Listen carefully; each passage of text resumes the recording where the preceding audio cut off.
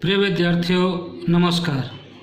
आज मैं आपको हिंदी व्याकरण के अंतर्गत जनसंचार माध्यम के बारे में जानकारी देने जा रहा हूँ।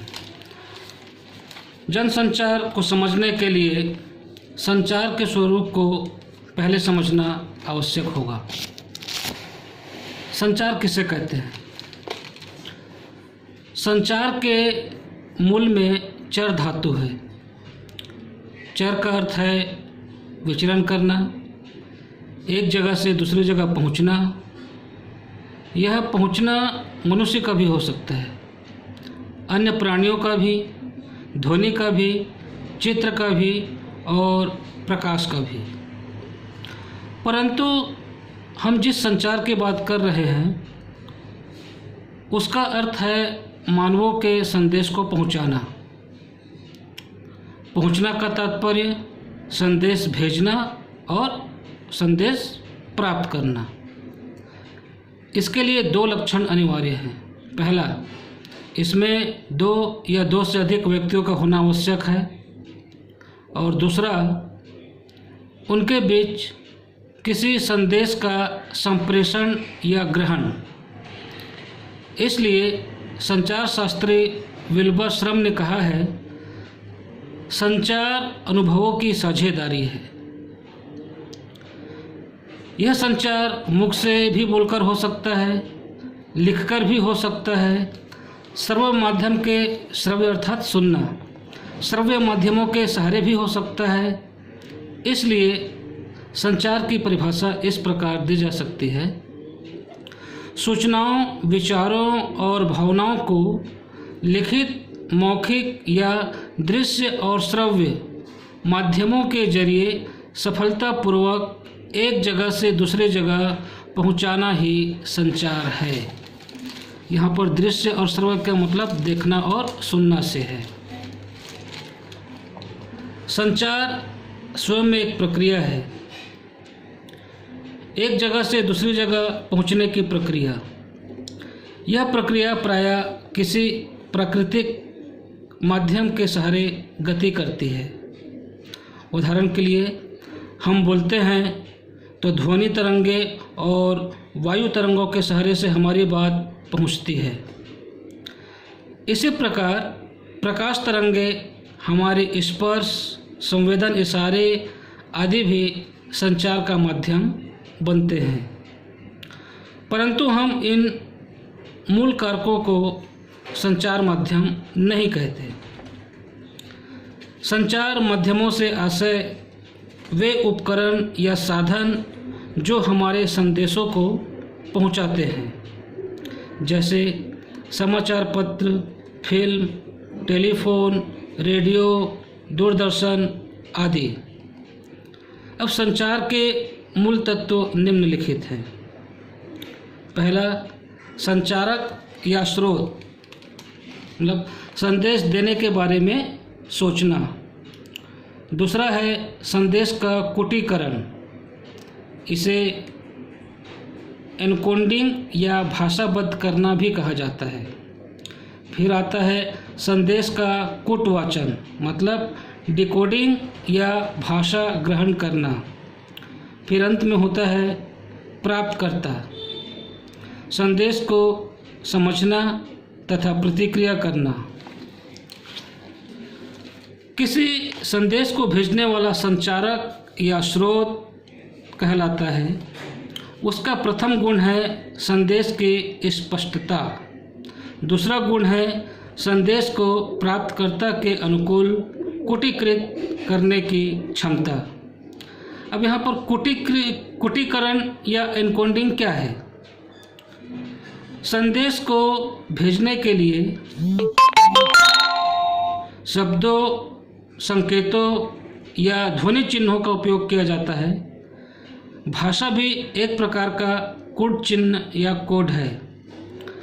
अतः प्राप्तकर्ता को समझाने योग्य कूटों में संदेश को बांधना कूटीकरण या एनकोडिंग कहलाता है।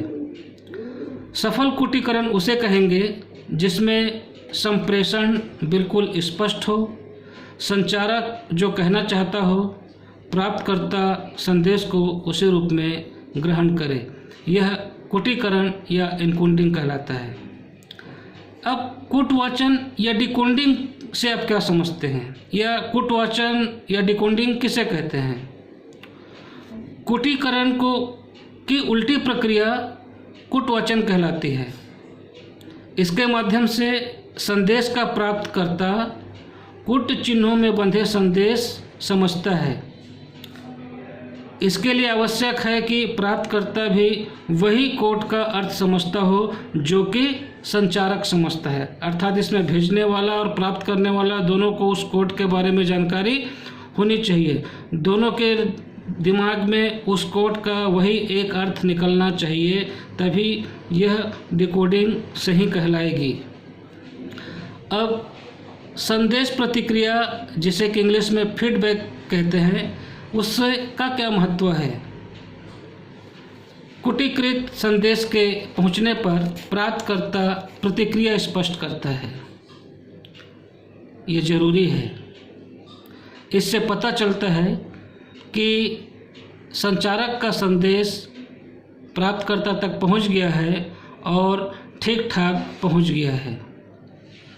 इसमें जनसंचार के माध्यम में एक शब्द आता है शोर। अब शोर का क्या मतलब है? संचार प्रक्रिया में किसी प्रकार की भी बाधा आ जाए तो उसे शोर और इंग्लिश में नॉइज कहते हैं। यह बाधा संचारक की मानसिक अस्पष्टता या अनिच्छा को लेकर भी हो सकती है। ठीक प्रकार से कूटीकृत न कर पाने के कारण भी यह शोर उत्पन्न हो सकता है। गलत कूटवाचन के कारण भी शोर उत्पन्न हो सकता है और प्राप्तकर्ता की अक्षमता, तकनीक खराबी या आसपास के शोर के कारण भी हो सकता है। अब संचार के जो विविध प्रकार है उन पर मैं संक्षेप में प्रकाश डालता हूँ। संचार के निम्नलिखित प्रकार होते हैं: सांकेतिक संचार, मौखिक संचार, अमौखिक संचार, अंतःवैयक्तिक संचार, समूह संचार और जनसंचार। अब यहाँ पर सांकेतिक संचार से क्या तात्पर्य, या सांकेतिक संचार हम किसे कहेंगे? संकेतों द्वारा संदेश पहुँचाना ही सांकेतिक संचार कहलाता है।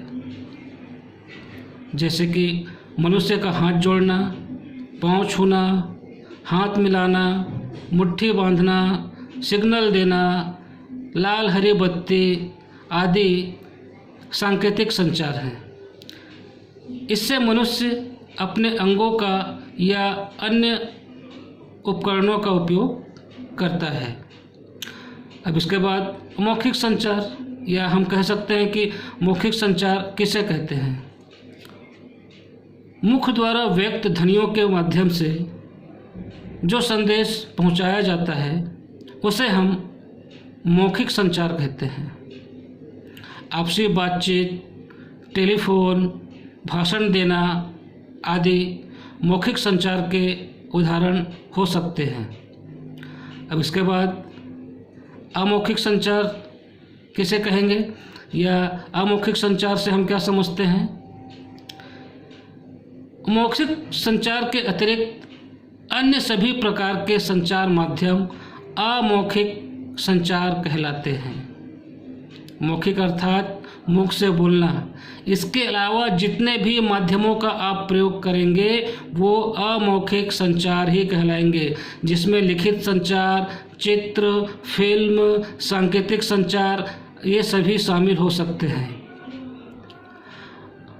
अंतःवैयक्तिक संचार ये किसे कहेंगे? अंतःवैयक्तिक संचार मतलब इंट्रापर्सनल। अंतःवैयक्तिक संचार का आशय एक व्यक्ति का अपने आप से बातचीत करना। प्रायः मनुष्य अकेला होने पर भी अपने आप से बातचीत करता रहता है।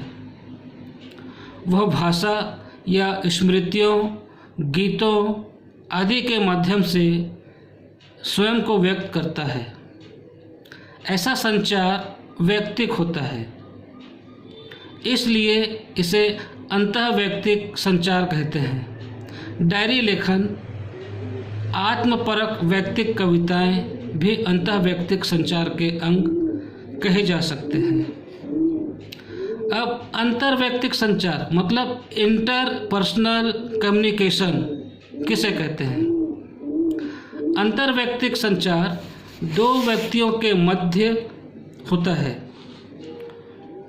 दो मित्रों की बातचीत, पुत्र, माँ, बेटा या अन्य किसी परिचित अपरिचित से बातचीत इस कोटि के संचार के अंतर्गत आते हैं। नौकरी के लिए दिया गया साक्षात्कार भी अंतर्वैयक्तिक संचार का उदाहरण है। अब इसके बाद समूह संचार। अब समूह संचार से हम क्या समझते हैं? जब व्यक्ति किसी एक व्यक्ति से नहीं बल्कि एक से अधिक व्यक्तियों से बात करता है या किसी समूह के सदस्य आपस में विचार विमर्श करते हैं तो उसे समूह संचार कहते हैं। उदाहरण के लिए कक्षा में पढ़ना या पढ़ाना, किसी संस्था की बैठक, चर्चा या भाषण, जलसा, जुलूस समूह संचार के उदाहरण हैं। समूह संचार का उद्देश्य सामूहिक संदेश देना होता है। इसमें कोई एक व्यक्ति भी बात करता है तो वो सबके लिए बात करता है। प्रायः सामूहिक मुद्दों पर की गई वार्ता समूह संचार के अंतर्गत आती है। अब इसके बाद आता है कि जनसंचार या मास कम्युनिकेशन से हम क्या समझते हैं। जनसंचार नई सभ्यता का शब्द है। जब से संचार के नए तकनीकी साधन, मुद्रण, प्रसारण यंत्र आदि विकसित हुए हैं, तब से यह शब्द प्रयोग में आने लगा है। जब हम किसी समूह के साथ प्रत्यक्ष संवाद करने के बजाय किसी यांत्रिक माध्यम से संवाद स्थापित करते हैं तो उसे जनसंचार कहते हैं। उदाहरण के लिए कक्षा में पढ़ाना जनसंचार नहीं है, किंतु दूरदर्शन पर पढ़ाया गया पाठ्यक्रम जनसंचार कहलाएगा। इसी प्रकार समाचार पत्र, पत्रिका, रेडियो, फिल्म, दूरदर्शन, इंटरनेट आदि जनसंचार के माध्यम हैं। अब ये जनसंचार के जो माध्यम हैं इसके कुछ विशेषताएं भी होनी चाहिए। तो इनकी विशेषताएं इस प्रकार है। पहला, सार्वजनिक। जनसंचार की प्रकृति सार्वजनिक होती है। इसमें संचार और प्राप्तकर्ता के मध्य किसी प्रकार का प्रत्यक्ष या सीधा संबंध नहीं होता। इन कार्यक्रमों में सभी की रुचि सार्वजनिक महत्व के कारण होती है। दूसरा होगा इसमें अत्यधिक व्यापकता। जनसंचार माध्यमों के व्यापक की संभावना करोड़ों अरबों तक हो सकती है। क्रिकेट का खेल हो, विशेष राजनीतिक सामाजिक अवसर हो, इनका दर्शन करोड़ों लोग एक साथ करते हैं। अगली विशेषता है औपचारिक संगठन। जनसंचार के सभी माध्यम किसी एक व्यक्ति के द्वारा नहीं अपितु एक औपचारिक संगठन के द्वारा चलाए जाते हैं। जैसे समाचार पत्र विभिन्न प्रकाशन समूहों द्वारा चलाए जाते हैं। हिंदुस्तान समूह, जागरण समूह ऐसे ही प्रकाशन समूह हैं। रेडियो, दूरदर्शन आदि भी ऐसे ही संगठनों द्वारा संचालित होते हैं। इसकी अगली विशेषता है द्वारपालों का नियंत्रण।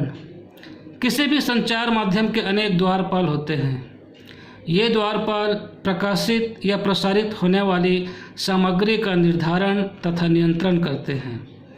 समाचार पत्रों के संपादक, सहायक समाचार संपादक, सहायक संपादक, उप संपादक आदि ही तय करते हैं कि पत्र में कौन सी सामग्री छपेगी। ये द्वारपाल 3 मूल्यों की रक्षा करते हैं। इसमें होता है सार्वजनिक हित, पत्रकारिता के सिद्धांत और आचार संहिता।